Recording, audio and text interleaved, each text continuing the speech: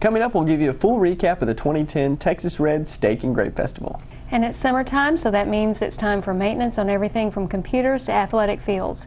I'm Sandy Ferris. And I'm Alan Brugman, and this is Bryan Living and Learning.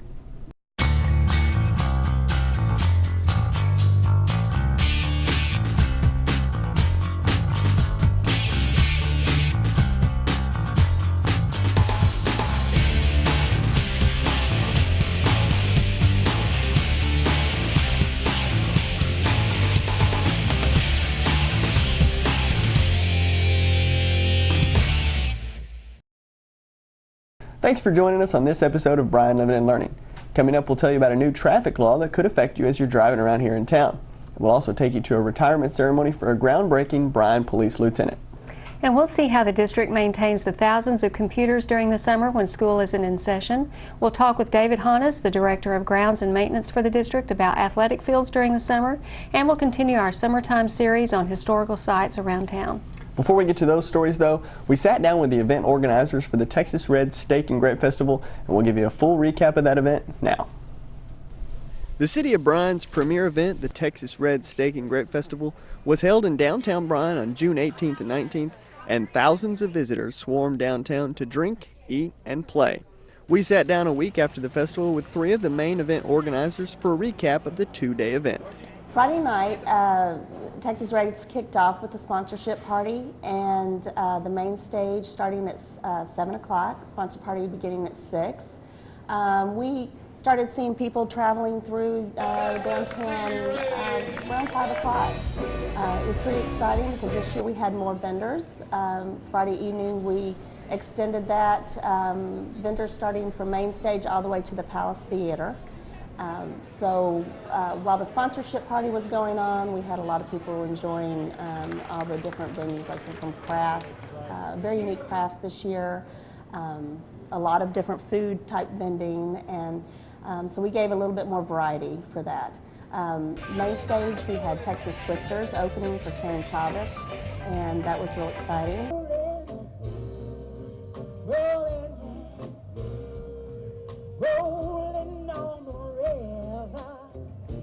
I think everybody really enjoyed the Karen show. She had a pretty big band with horns and, you know, her backup singers and everything. It was pretty exciting. And there are plans to make Friday better than ever in 2011. We're looking for a bigger and better and always something new to happen on Friday night. This year it was extending the vending. Next year it might be possibly even cooking steaks. We don't know yet, but we're looking into a lot of different possibilities. Downtown took a break for a few hours overnight, but the festival kicked off early Saturday morning when Mayor Jason Bainski rode in on a Union Pacific train engine that would serve as a display item and as a safety feature during the festival. Union Pacific generously provides the engine for kids to check out at the Kid Zone and also shuts down train operations on that one downtown rail line for pedestrian safety. The next big event was the traditional Grape Stomp competition. The full-foot stomp. This is it. He has reduced this bucket to stomp.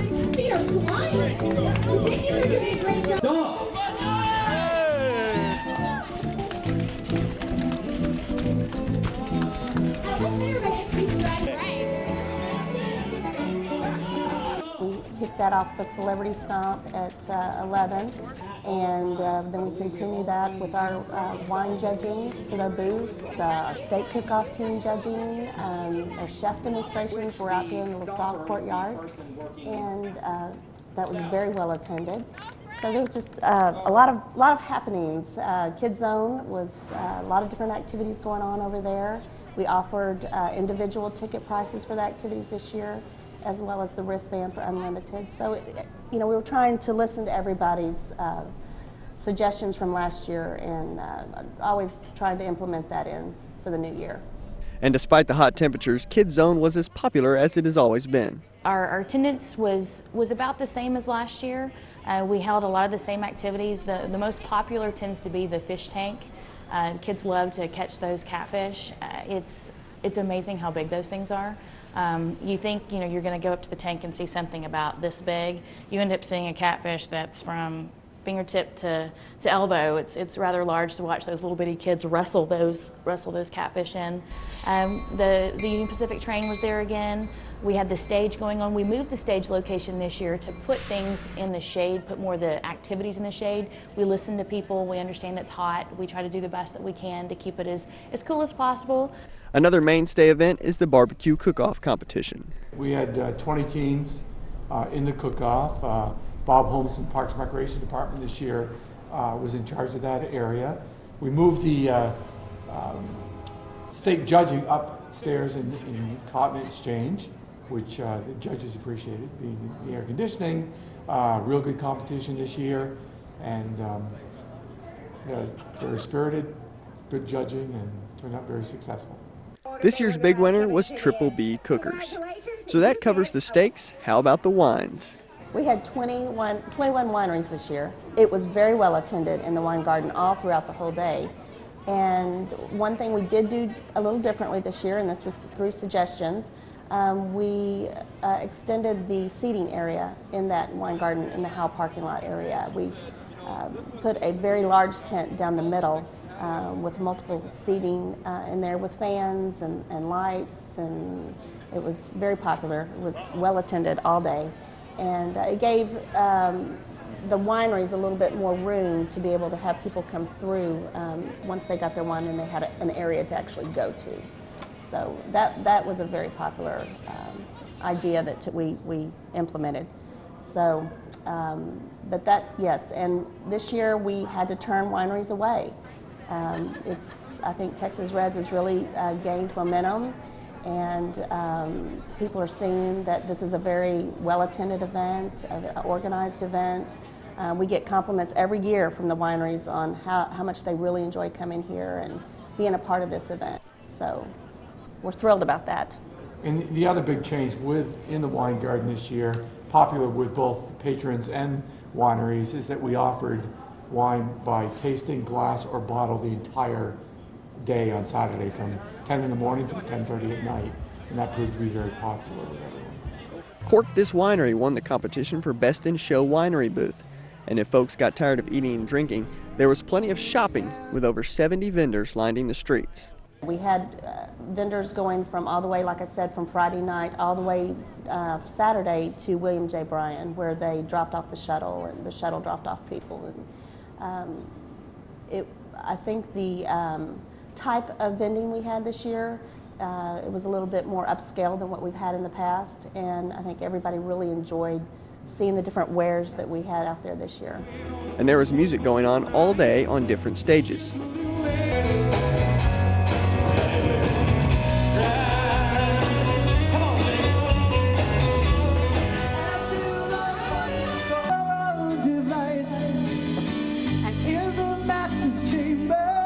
Saturday we had entertainment going on in Palace all day long, and that started at noon until about 7. And then that's when we kicked off the main stage with the Tejas Brothers, and then of course Kevin Fowler ending.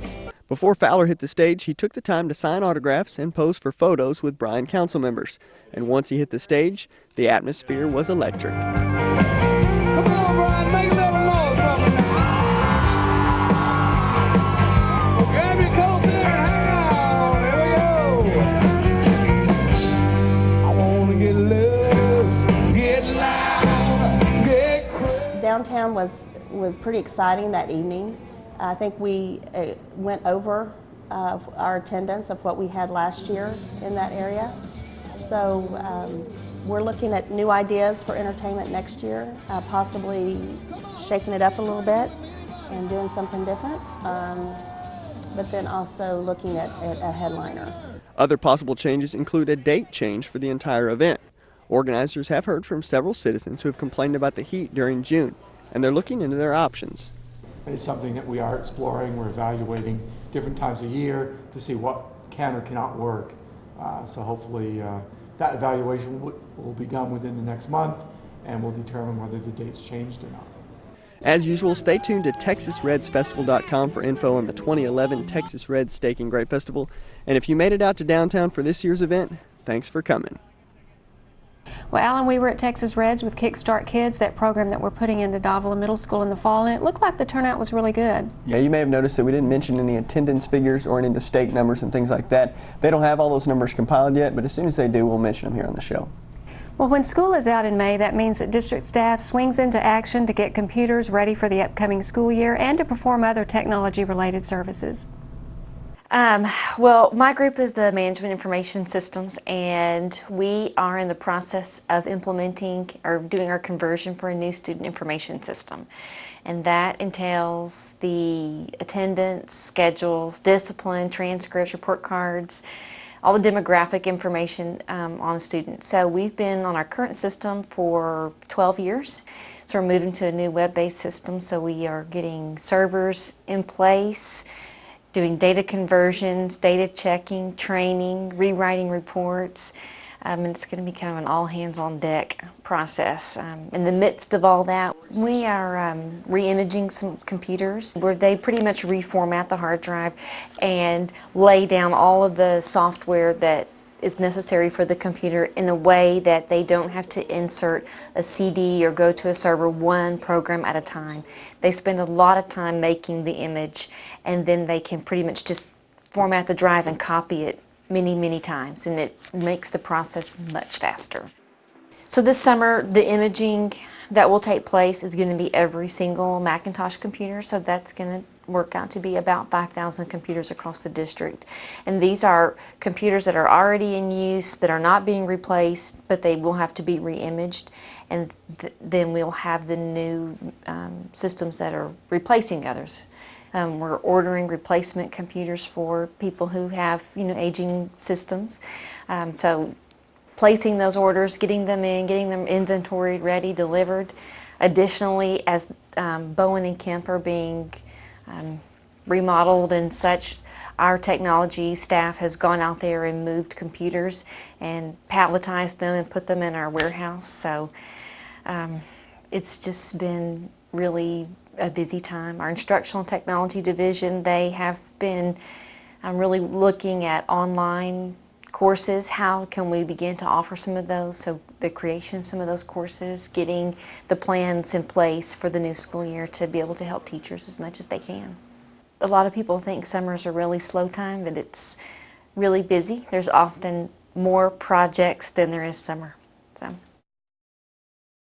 Well, Sandy, I think it's pretty impressive that they can go through all those computers in just a few months during the summer. It really is, and actually the window of time is even shorter because by the 1st of August we've got new teachers coming in, we have teacher in-service that's about to take place, so they really do have to work fast to get everything done. Earlier this summer, the Bryan Police Department participated in the national campaign called Click It or Ticket, which reminded people to wear their seatbelts when they're driving. That campaign has since ended, but the PD wants to remind people to still wear their seatbelts. When most people think of the police department, they probably think of the traffic safety unit, because those are the officers who regularly patrol the city looking for traffic violations. Most recently, they were on the lookout for drivers not wearing their seatbelts during the Click It or Ticket campaign. Click It or Ticket's a statewide campaign, and really what it comes down to is just a push using DPS and local law enforcement and sheriff's office to help remind folks that we need to wear our seatbelts. Besides the threat of a ticket, Bryan PD hopes people remember to wear their seatbelts just to keep themselves and their passengers safe. It should be one of those common sense things, pure and simple. Seatbelts will save your life. And if you're not wearing your seatbelt, there's nothing to stop you from striking the front of the vehicle or staying in the vehicle in the event of a rollover or anything else. And a lot of people think that the airbag will save them, but the seatbelt helps keep you positioned for the airbag deployment. Because without that, you'll be out of position. The airbag can actually seriously injure you if you're not in position. So even though the Click It or Ticket campaign has come and gone, wear your seatbelt because you can still get a ticket or get injured if you don't. Click It or Ticket's a great campaign. We love to see it each year. However, every day it's like, every day's Christmas, treat everybody well. Every day's Click It or Ticket. We need to make sure everybody's safe, right? And so we're out there reminding people that they need to have their seatbelts on, need to have their seatbelts on properly, or they will receive a citation. And it's not because we're trying to be mean. Pure and simple, we're trying to save people's lives. And that's an important thing, proper seatbelt usage. A lot of people will place that seatbelt under their arm, and wearing a seatbelt under your arm is not wearing it properly. You can and will receive a citation for that. Why? Well, some people consider it uncomfortable to have the seatbelt above their arm. They need to check with their vehicle's owner manual or the manufacturer to find out how to adjust their seatbelt so it fits them properly. And in the event of an accident with a seatbelt under your arm, you're actually going to cause serious injury to yourself with that seatbelt on. You can blow your shoulder out, knock your arm out of socket, break ribs that way. It's not going to be effective. So we need it over your shoulder to help keep you planted in your vehicle. And while we're on the topic of seatbelts, you should be aware of 2 new laws that will affect you as you're driving anywhere in Texas. What recently changed in the last legislative session and it was implemented this year are everybody in the vehicle has to wear a seatbelt, front seat, back seat, regardless of where you're sitting, you must have a seatbelt on. Furthermore, child safety seats, that has changed. If you're younger than 8 years of age, so you're 7 years or younger, and together shorter than 4'9", you must be in a safety seat. Now that's not necessarily like an infant carrier for the larger children. That's basically a booster seat, and all that does is make sure that the seatbelt fits them properly. It'll set them up at the right angle and everything else. For more information on those new laws, check out the Department of Public Safety website at txdps.state.tx.us. Don't litter. That's the message that the City of Bryan and Keep Brazos Beautiful want to deliver to Bryan citizens in this latest PSA.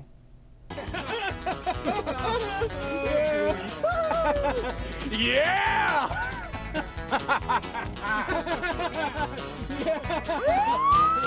Oh no!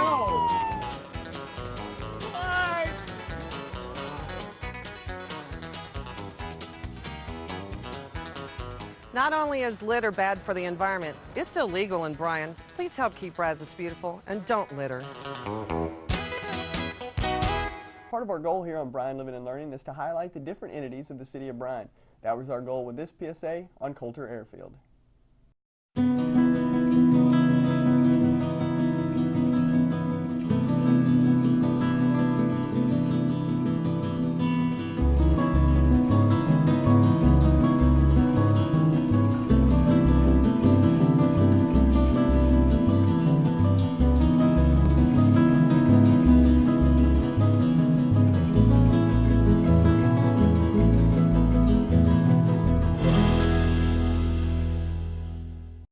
Next, we'll take you to our reoccurring segment, Council Update with Communications Director April Saganor.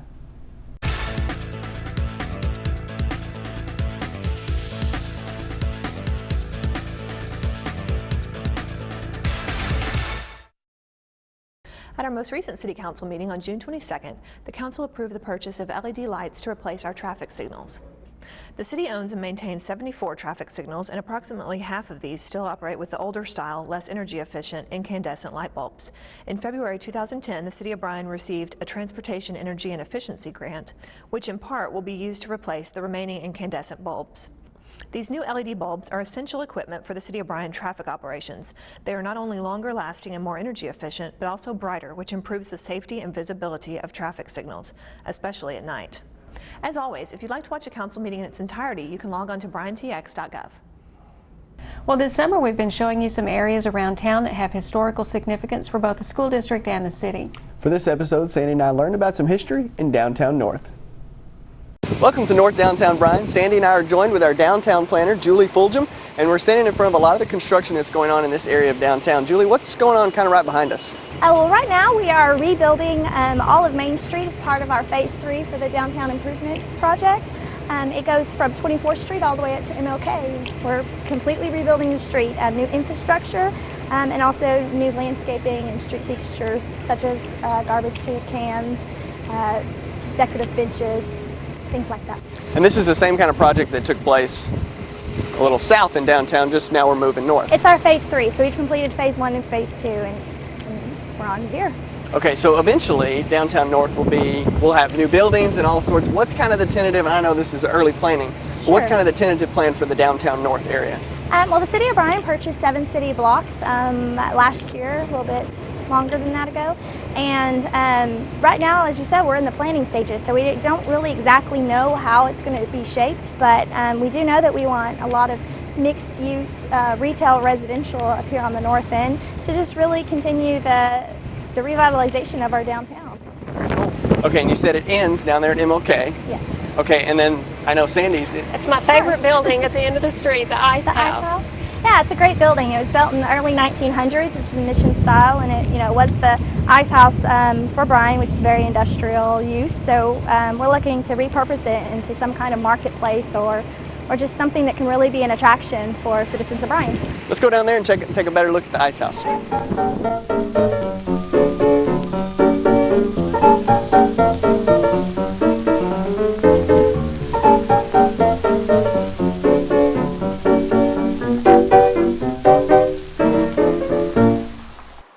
Well, Julie, we're here at the end of Main Street with the Ice House. This has been a favorite building of mine ever since I've lived in Bryan. I love the architecture and just the style. Tell us about maybe what some of the plans are for this area. Well, as I mentioned earlier, we really want to have this, all of this north downtown area to be high-density, mixed-use, with a lot of residential components and commercial retail activity so that we have people in downtown Bryan 24/7.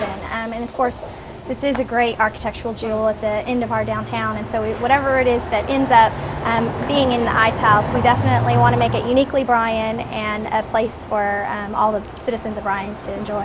One of the really interesting things I've seen in the past is a picture of the Ice House, and there were horse-drawn wagons backed up to this area where people were getting ice loaded, because that was in the days before people had refrigerators in their homes, so they had to have a way to keep everything cool. So this was a pretty busy part of downtown Bryan at that time. Yeah, we have a lot of historical significance in all of downtown Bryan, and that's why it's such a great place to see being revitalized because of that sense of history. Okay, it looks like they've already finished the sidewalk and the streets down here in MLK. Is this what it's going to look like the rest of downtown North? And this is our end cap, so it is a little bit fancier. We're going to have this design in the street here at MLK and also at the very southern end of our downtown on the Bryan Beck Street project. But yeah, it does kind of give you an idea of the type of street lamps and sidewalk treatments and things that will be going on throughout downtown eventually. Very cool. Okay, if y'all been watching this series, you know that every aspect, every story we do has a City of Bryan and a Bryan ISD element. Sandy, what do the schools come into play in this one?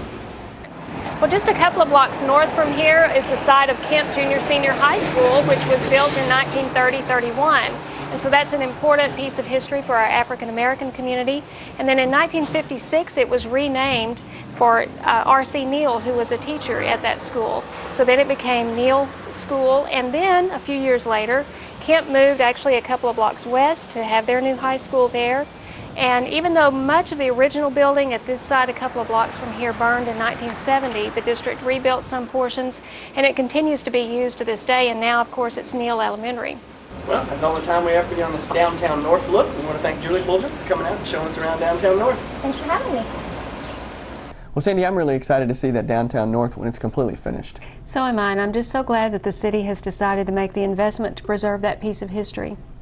The first female to ever be promoted to the rank of lieutenant at the Bryan Police Department recently announced her retirement. Here are some of the highlights from Donna Richardson's retirement ceremony. After 19 years of service to the City of Bryan and the Bryan Police Department, Lieutenant Donna Richardson said goodbye at a ceremony at the Justice Center. Richardson leaves a legacy at the department of being the first woman promoted to the rank of lieutenant and retires as the highest-ranking woman at the department. I do take great pride in that. I feel like it was a great accomplishment. I feel like law enforcement has come a long way for women, and sky's the limit. I look forward to there being more women in the management positions for the Bryan Police Department. Richardson is excited about starting the next chapter in her life, but saddened about leaving her coworkers. A lot of mixed emotions. I've looked forward to this day for a while. It's been a great career. I've worked with some very wonderful people, but I'm looking forward to the next chapter in my life. Richardson plans to move to the Houston area to spend more time with her family. Maintaining athletic fields throughout the year is an ongoing project, but the summer is especially important to get those fields ready for the upcoming school year.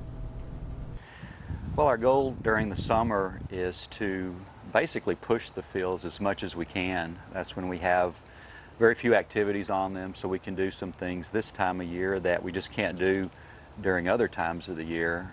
One of those is aerating the fields. And what we do when we aerate, in fact, we've just gotten through aerating the field here at Merrill Green Stadium, is we'll pull a core or a plug out of the top, hopefully 3 to 4 inches of the root zone, And what we're trying to do there is relieve the compaction on the field, get a vigorous root system, which will translate into a vigorous top growth on the field, and that will translate into a safer field. What we're trying to do is get a thick enough cover to where there's a cushion when the players fall, when they're tackled, and there's also enough turf cover to withstand the rigors of the field, so that when we get towards the tail end of the season, there's still enough cover there for some cushion effect and the footing, and that's all relates to the safety of the players. We're doing the same thing on all of the fields here, over at Rudder High School, the middle school fields. So we're doing the same basic type summer schedule on all of the game football fields now to get them ready for probably mid to late August is when the practicing will begin and they'll start using the fields. So in terms of the athletic facilities, we're concentrating on the aeration, the top dressing, and regular mowing and fertilization. And this is what a lot of people in the area already know. Our water is not the best quality.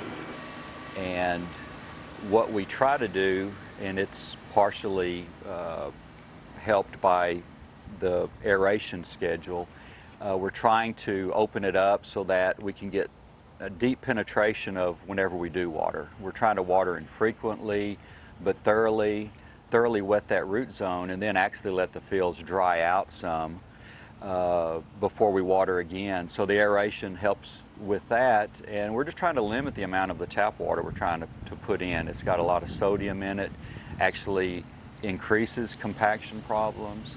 We're trying to be judicious not only from the water bill standpoint, but from the turf standpoint too. In addition to maintaining the sports fields, David and his staff stay busy maintaining the lawns and landscaping for each campus in the district. There are always trees to prune, weeds to trim, and irrigation systems to maintain. For the teachers and some of the staff, it's more of a downtime, but on all phases of the maintenance department with Bryan ISD, this is actually our busy time of the year. This is when we have to get those things done in that 2.5, 3 month period. Get ready for the students to start back again in the fall. Well, Sandy, haven't some of Bryan ISD's fields won awards? They have. The softball field and Merrill Green Stadium field both won national awards, so we're really proud of that crew and the job they do. Recently, several City of Bryan representatives spoke at a community leadership event put on by our area's Chamber of Commerce. Bryan Council member Chuck Conderla and City Manager David Watkins were speakers at the recent BCS Chamber of Commerce Community Leadership Briefing event. Local business leaders gathered to hear how municipal organizations are structured and how they operate. Both Conderla and Watkins spoke about how the City Council and the City Manager function together and how that allows for the city to operate at a high level. Well, that's all the time we have for you today on Bryan Living and Learning. I'm Sandy Ferris. And I'm Alan Brugman. Thanks for watching.